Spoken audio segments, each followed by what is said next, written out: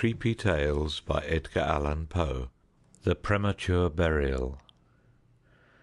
There are certain themes of which the interest is all-absorbing, but which are too entirely horrible for the purposes of legitimate fiction. These the mere romanticist must eschew if he do not wish to offend or to disgust. They are, with propriety, handled only when the severity and majesty of truth sanctify and sustain them. We thrill, for example, with the most intense of pleasurable pain over the accounts of the passage of the Beresina, of the earthquake at Lisbon, of the plague at London, of the massacre of St. Bartholomew, or of the stifling of the 123 prisoners in the Black Hole at Calcutta. But in these accounts it is the fact, it is the reality, it is the history which excites. As inventions, we should regard them with simple abhorrence. I have mentioned some few of the more prominent and august calamities on record, but in these it is the extent, not less than the character, of the calamity which so vividly impresses the fancy. I need not remind the reader that from the long and weird catalogue of human miseries I might have selected many individual instances more replete with essential suffering than any of these vast generalities of disaster. The true wretchedness, indeed the ultimate woe, is particular, not diffuse. That the ghastly extremes of agony are endured by man, the unit, and never by man, the mass. For this let us thank a merciful God. To be buried while alive is beyond question the most terrific of these extremes which has ever fallen to the lot of mere mortality. That it has frequently, very frequently, so fallen will scarcely be denied by those who think. The boundaries which divide life from death are at best shadowy and vague. Who shall say where the one ends and where the other begins?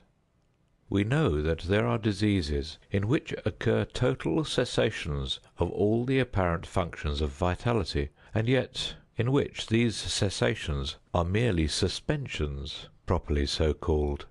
They are only temporary pauses in the incomprehensible mechanism. A certain period elapses, and some unseen, mysterious principle again sets in motion the magic pinions and the wizard wheels. The silver cord was not for ever loosed, nor the golden bowl irreparably broken. But where, meantime, was the soul? Apart, however, from the inevitable conclusion a priori that such causes must produce such effects, that the well-known occurrence of such cases of suspended animation must naturally give rise now and then to premature interments, apart from this consideration, we have the direct testimony of medical and ordinary experience to prove that a vast number of such interments have actually taken place. I might refer at once, if necessary, to 100 well-authenticated instances.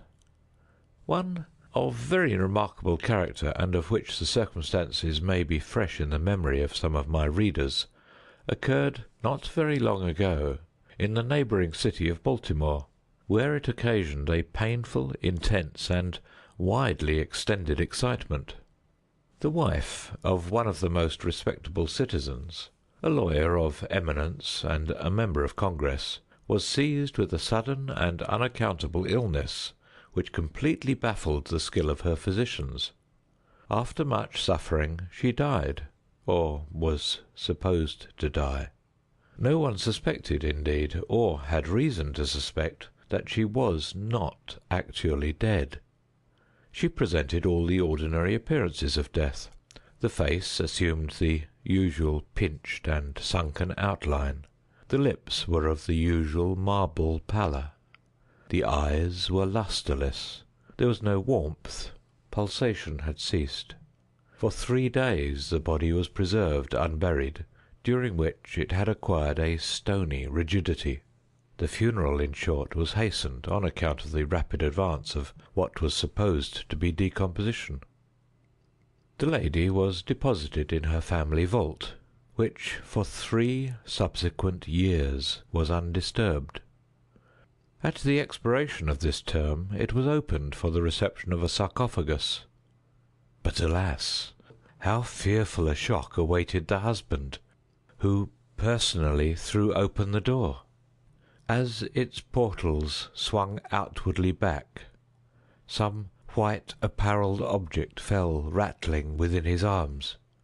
It was the skeleton of his wife in her yet unmoulded shroud. A careful investigation rendered it evident that she had revived within 2 days after her entombment, that her struggles within the coffin had caused it to fall from a ledge or shelf to the floor, where it was so broken as to permit her escape. A lamp which had been accidentally left full of oil within the tomb was found empty. It might have been exhausted, however, by evaporation. On the uttermost of the steps which led down into the dread chamber was a large fragment of the coffin, with which it seemed that she had endeavoured to arrest attention by striking the iron door. While thus occupied she probably swooned, or possibly died, through sheer terror, and, in failing, her shroud became entangled in some ironwork which projected interiorly. Thus she remained, and thus she rotted erect. In the year 1810, a case of living inhumation happened in France, attended with circumstances which go far to warrant the assertion that truth is indeed stranger than fiction. The heroine of the story was a Mademoiselle Victorine Lafourcade, a young girl of illustrious family, of wealth, and of great personal beauty. Among her numerous suitors was Julien Bossuet, a poor litterateur or journalist of Paris.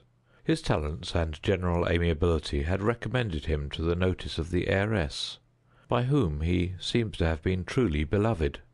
But her pride of birth decided her finally to reject him, and to wed a Monsieur Renelle, a banker and a diplomatist of some eminence. After marriage, however, this gentleman neglected and perhaps even more positively ill-treated her. Having passed with him some wretched years, she died. At least, her condition so closely resembled death as to deceive everyone who saw her. She was buried, not in a vault, but in an ordinary grave in the village of her nativity. Filled with despair, and still inflamed by the memory of a profound attachment, the lover journeys from the capital to the remote province in which the village lies, with the romantic purpose of disinterring the corpse and possessing himself of its luxuriant tresses. He reaches the grave. At midnight he unearths the coffin, opens it, and is in the act of detaching the hair when he is arrested by the unclosing of the beloved eyes. In fact, the lady had been buried alive. Vitality had not altogether departed, and she was aroused by the caresses of her lover from the lethargy which had been mistaken for death. He bore her frantically to his lodgings in the village. He employed certain powerful restoratives, suggested by no little medical learning. In fine, she revived. She recognized her preserver. She remained with him until, by slow degrees, she fully recovered her original health. Her woman's heart was not adamant, and this last lesson of love sufficed to soften it. She bestowed it upon Bossuet. She returned no more to her husband, but, concealing from him her resurrection, fled with her lover to America. 20 years afterward, the two returned to France, in the persuasion that time had so greatly altered the lady's appearance that her friends would be unable to recognize her. They were mistaken, however, for at the first meeting Monsieur Renelle did actually recognize and make claim to his wife. This claim she resisted, and a judicial tribunal sustained her in her resistance, deciding that the peculiar circumstances, with the long lapse of years, had extinguished not only equitably but legally the authority of the husband. The Chirurgical Journal of Leipzig, a periodical of high authority and merit, which some American bookseller would do well to translate and republish, records in a late number a very distressing event of the character in question. An officer of artillery, a man of gigantic stature and of robust health, being thrown from an unmanageable horse, received a very severe contusion upon the head, which rendered him insensible at once. The skull was slightly fractured, but no immediate danger was apprehended. Trepanning was accomplished successfully. He was bled, and many other of the ordinary means of relief were adopted. Gradually, however, he fell into a more and more hopeless state of stupor, and finally it was thought that he died. The weather was warm, and he was buried with indecent haste in one of the public cemeteries. His funeral took place on Thursday. On the Sunday following, the grounds of the cemetery were, as usual, much thronged with visitors, and about noon an intense excitement was created by the declaration of a peasant that while sitting upon the grave of the officer he had distinctly felt a commotion of the earth, as if occasioned by one struggling beneath. At first little attention was paid to the man's asseveration, but his evident terror and the dogged obstinacy with which he persisted in his story had at length their natural effect upon the crowd. Spades were hurriedly procured, and the grave, which was shamefully shallow, was in a few minutes so far thrown open that the head of its occupant appeared. He was then seemingly dead, but he sat nearly erect within his coffin, the lid of which, in his furious struggles, he had partially uplifted. He was forthwith conveyed to the nearest hospital, and there pronounced to be still living, although in an asphytic condition. After some hours he revived, recognized individuals of his acquaintance, and in broken sentences spoke of his agonies in the grave. From what he related, it was clear that he must have been conscious of life for more than an hour, while inhumed, before lapsing into insensibility. The grave was carelessly and loosely filled with an exceedingly porous soil, and thus some air was necessarily admitted. He heard the footsteps of the crowd overhead, and endeavoured to make himself heard in turn. It was the tumult within the grounds of the cemetery, he said, which appeared to awaken him from a deep sleep. But no sooner was he awake than he became fully aware of the awful horrors of his position. This patient, it is recorded, was doing well and seemed to be in a fair way of ultimate recovery, but fell a victim to the quackeries of medical experiment. The galvanic battery was applied, and he suddenly expired in one of those ecstatic paroxysms which occasionally it superinduces. The mention of the galvanic battery, nevertheless, recalls to my memory a well-known and very extraordinary case in point, where its action proved the means of restoring to animation a young attorney of London, who had been interred for 2 days. This occurred in 1831, and created at the time a very profound sensation wherever it was made the subject of converse. The patient, Mr. Edward Stapleton, had died, apparently of typhus fever, accompanied with some anomalous symptoms which had excited the curiosity of his medical attendants. Upon his seeming decease, his friends were requested to sanction a post-mortem examination, but declined to permit it. As often happens when such refusals are made, the practitioners resolved to disinter the body and dissect it at leisure, in private. Arrangements were easily effected with some of the numerous corps of body-snatchers with which London abounds, and upon the 3rd night after the funeral, the supposed corpse was unearthed from a grave 8 feet deep, and deposited in the opening chamber of one of the private hospitals. An incision of some extent had actually been made in the abdomen when the fresh and undecayed appearance of the subject suggested an application of the battery. One experiment succeeded another, and the customary effects supervened, with nothing to characterize them in any respect except upon one or two occasions, a more than ordinary degree of lifelikeness in the convulsive action. It grew late. The day was about to dawn, and it was thought expedient at length to proceed at once to the dissection. A student, however, was especially desirous of testing a theory of his own, and insisted upon applying the battery to one of the pectoral muscles. A rough gash was made, and a wire hastily brought in contact, when the patient, with a hurried but quite unconvulsive movement, arose from the table, stepped into the middle of the floor, gazed about him uneasily for a few seconds, and then spoke. What he said was unintelligible, but words were uttered. The syllabification was distinct. Having spoken, he fell heavily to the floor. For some moments all were paralyzed with awe, but the urgency of the case soon restored them their presence of mind. It was seen that Mr. Stapleton was alive, although in a swoon. Upon exhibition of ether he revived, and was rapidly restored to health, and to the society of his friends, from whom, however, all knowledge of his resuscitation was withheld, until a relapse was no longer to be apprehended. Their wonder, their rapturous astonishment, may be conceived. The most thrilling peculiarity of this incident, nevertheless, is involved in what Mr. S. himself asserts. He declares that at no period was he altogether insensible, that dully and confusedly he was aware of everything which happened to him, from the moment in which he was pronounced dead by his physicians to that in which he fell swooning to the floor of the hospital. "I am alive," were the uncomprehended words which, upon recognizing the locality of the dissecting room, he had endeavoured, in his extremity, to utter. It were an easy matter to multiply such histories as these, but I forbear, for indeed we have no need of such to establish the fact that premature interments occur.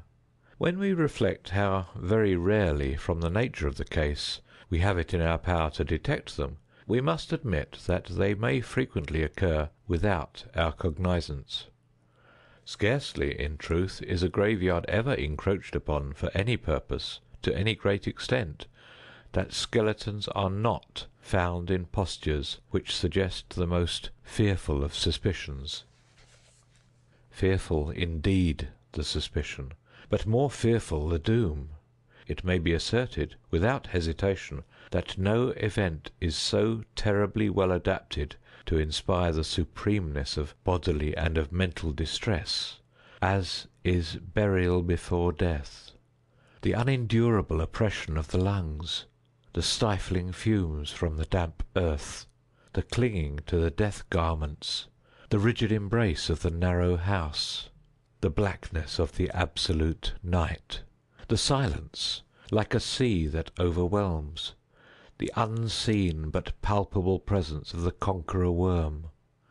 These things, with the thoughts of the air and grass above, with memory of dear friends who would fly to save us if but informed of our fate, and with consciousness that of this fate they can never be informed, that our hopeless portion is that of the really dead, these considerations, I say, carry into the heart which still palpitates a degree of appalling and intolerable horror from which the most daring imagination must recoil.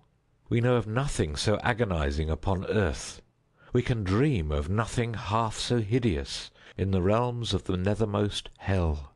And thus all narratives upon this topic have an interest profound, an interest nevertheless which, through the sacred awe of the topic itself, very properly and very peculiarly depends upon our conviction of the truth of the matter narrated.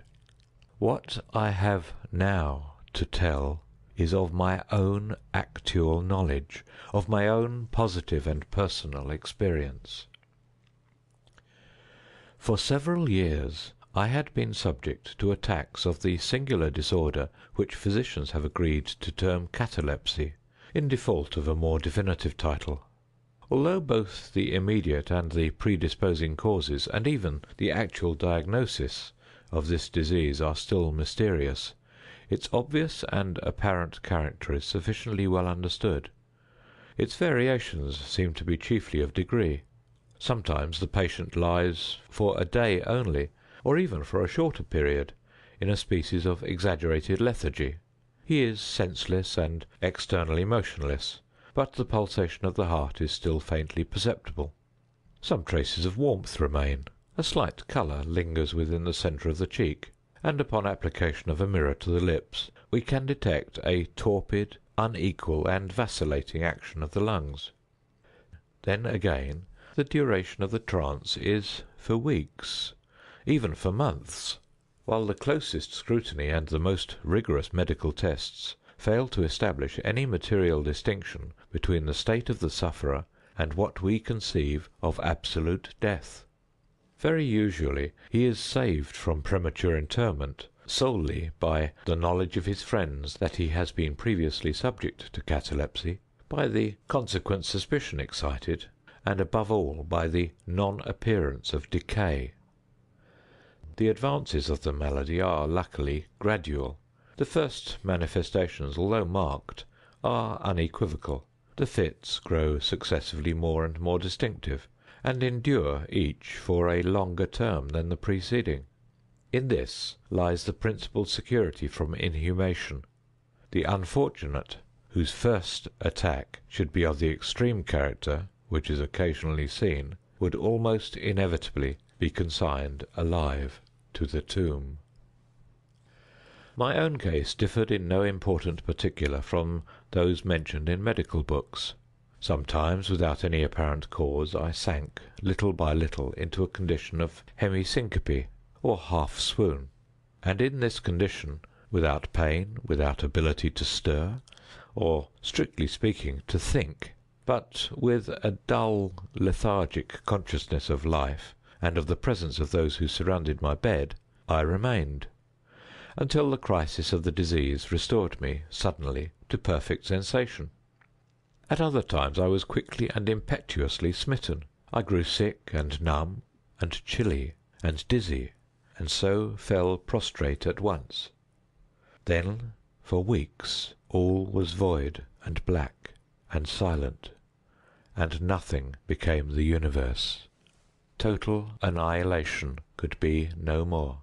From these latter attacks I awoke, however, with a gradation slow in proportion to the suddenness of the seizure. Just as the day dawns to the friendless and houseless beggar who roams the streets throughout the long, desolate winter night, just so tardily, just so wearily, just so cheerily came back the light of the soul to me. Apart from the tendency to trance, however, my general health appeared to be good, nor could I perceive that it was at all affected by the one prevalent malady, unless, indeed, an idiosyncrasy in my ordinary sleep may be looked upon as superinduced. Upon awaking from slumber, I could never gain at once thorough possession of my senses, and always remained for many minutes in much bewilderment and perplexity, the mental faculties in general, but the memory in especial, being in a condition of absolute abeyance. In all that I endured there was no physical suffering, but of moral distress an infinitude. My fancy grew charnel. I talked of worms, of tombs and epitaphs. I was lost in reveries of death, and the idea of premature burial held continual possession of my brain. The ghastly danger to which I was subjected haunted me day and night. In the former, the torture of meditation was excessive; in the latter, supreme. When the grim darkness overspread the earth, then, with every horror of thought, I shook as the quivering plumes upon the hearse. When nature could endure wakefulness no longer, it was with a struggle that I consented to sleep, for I shuddered to reflect that upon waking I might find myself the tenant of a grave. And when finally I sank into slumber, it was only to rush at once into a world of phantasms, above which, with vast sable overshadowing wing, hovered predominant the one sepulchral idea. From the innumerable images of gloom which thus oppressed me in dreams, I select for record but a solitary vision. Methought I was immersed in a cataleptic trance of more than usual duration and profundity. Suddenly there came an icy hand upon my forehead, and an impatient, gibbering voice whispered the word "Arise!" within my ear. I sat erect. The darkness was total. I could not see the figure of him who had aroused me. I could call to mind neither the period at which I had fallen into the trance, nor the locality in which I then lay. While I remained motionless and busied in endeavours to collect my thought, the cold hand grasped me fiercely by the wrist, shaking it petulantly, while the gibbering voice said again, "Arise! Did I not bid thee arise?" "And who," I demanded, "art thou?" "I have no name in the regions which I inhabit," replied the voice, mournfully. "I was mortal, but am fiend. I was merciless, but am pitiful. Thou dost feel that I shudder.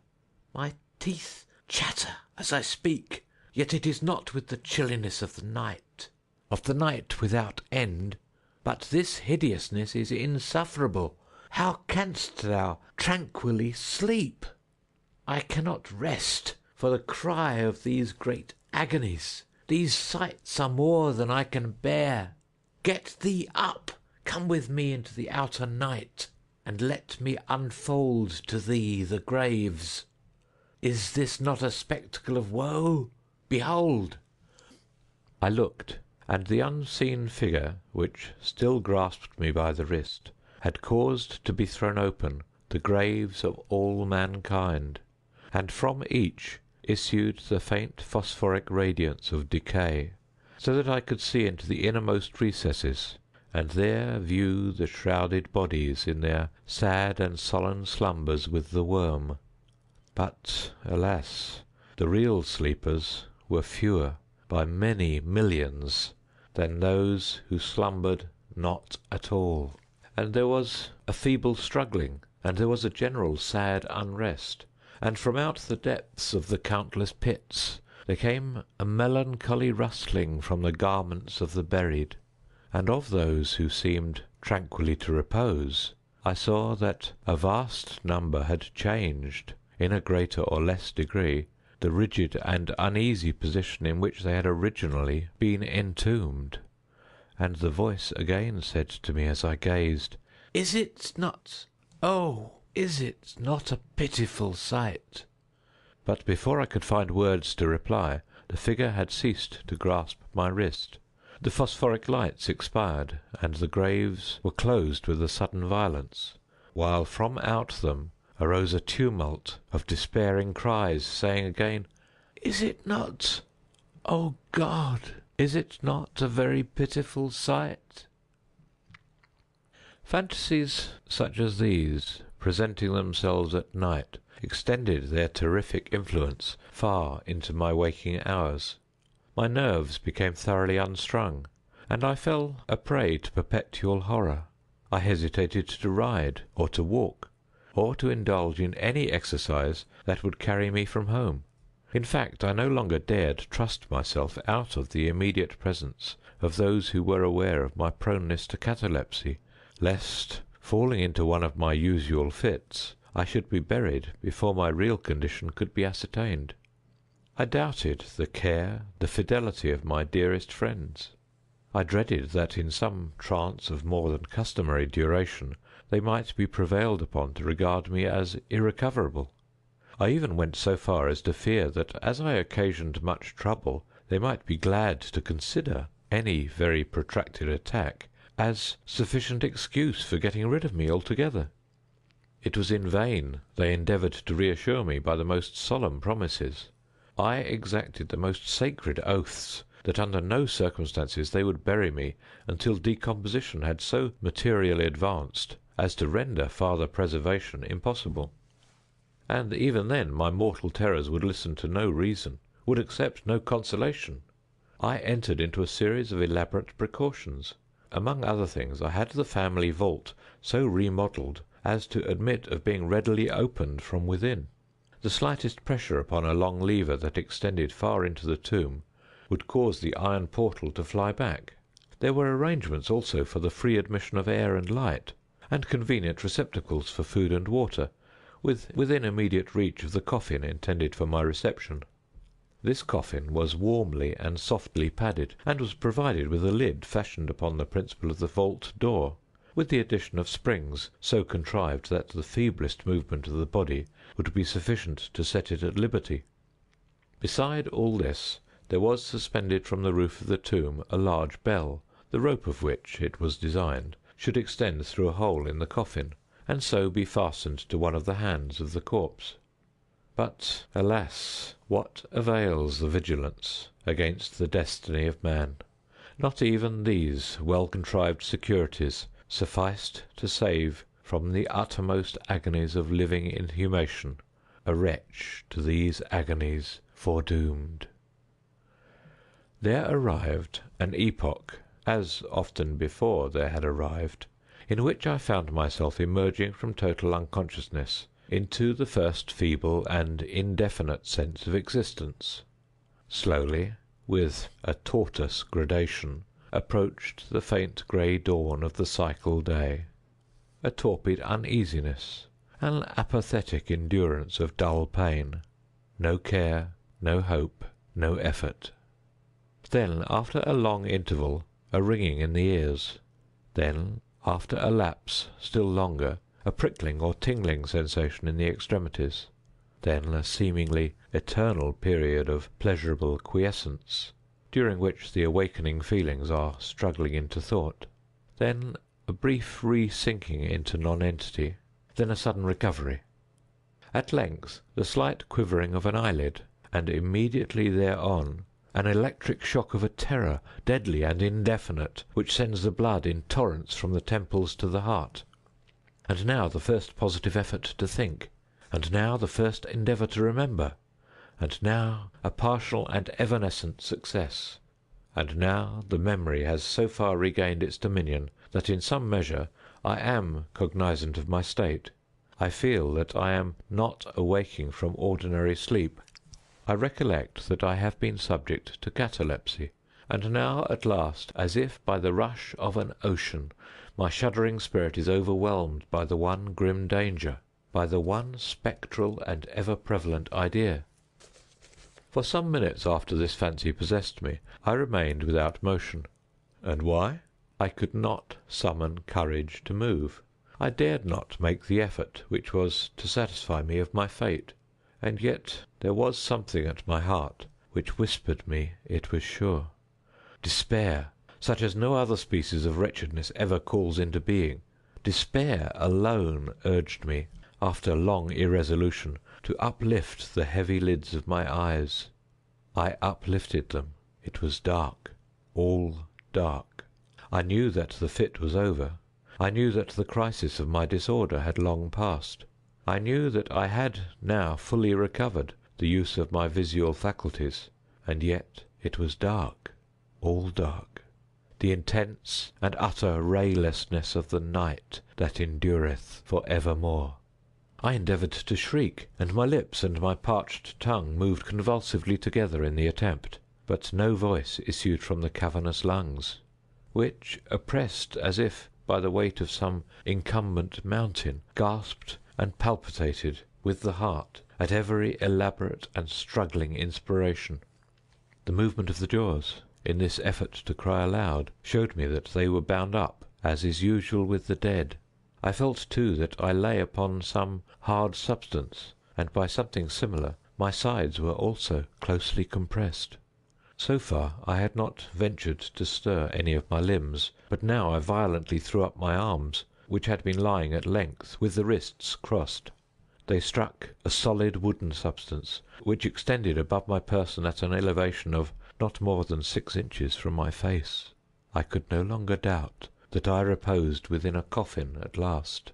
And now, amid all my infinite miseries, came sweetly the cherub Hope, for I thought of my precautions. I writhed, and made spasmodic exertions to force open the lid. It would not move. I felt my wrists for the bell rope. It was not to be found. and now the comforter fled for ever, and a still sterner despair reigned triumphant, for I could not help perceiving the absence of the paddings which I had so carefully prepared. And then, too, there came suddenly to my nostrils the strong, peculiar odour of moist earth. The conclusion was irresistible. I was not within the vault. I had fallen into a trance while absent from home, while among strangers, when or how I could not remember, and it was they who had buried me as a dog, nailed up in some common coffin, and thrust deep, deep, and for ever into some ordinary and nameless grave. As this awful conviction forced itself thus into the innermost chambers of my soul, I once again struggled to cry aloud, and in this second endeavour I succeeded. A long, wild, and continuous shriek, or yell of agony, resounded through the realms of the subterranean night. "Hello, hello there," said a gruff voice in reply. "What the devil's the matter now?" said a second. "Get out of that," said a third. "What do you mean by yowling in that 'ere kind of style, like a cattymount?" said a fourth, and hereupon I was seized and shaken without ceremony for several minutes by a junto of very rough-looking individuals. They did not arouse me from my slumber, for I was wide awake when I screamed, but they restored me to the full possession of my memory. This adventure occurred near Richmond, in Virginia. Accompanied by a friend, I had proceeded upon a gunning expedition some miles down by the banks of the James River. Night approached, and we were overtaken by a storm. The cabin of a small sloop lying at anchor in the stream, and laden with garden mould, afforded us the only available shelter. We made the best of it, and passed the night on board. I slept in one of the only two berths in the vessel, and the berths of a sloop of 60 or 20 tons need scarcely be described. That which I occupied had no bedding of any kind. Its extreme width was 18 inches. The distance of its bottom from the deck overhead was precisely the same. I found it a matter of exceeding difficulty to squeeze myself in.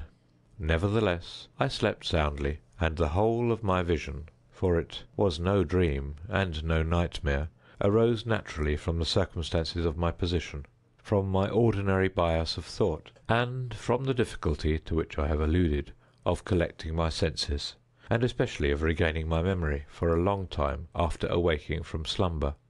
The men who shook me were the crew of the sloop, and some labourers engaged to unload it. From the load itself came the earthy smell. The bandage about the jaws was a silk handkerchief, in which I had bound up my head, in default of my customary nightcap. The tortures endured, however, were indubitably quite equal for the time to those of actual sepulture.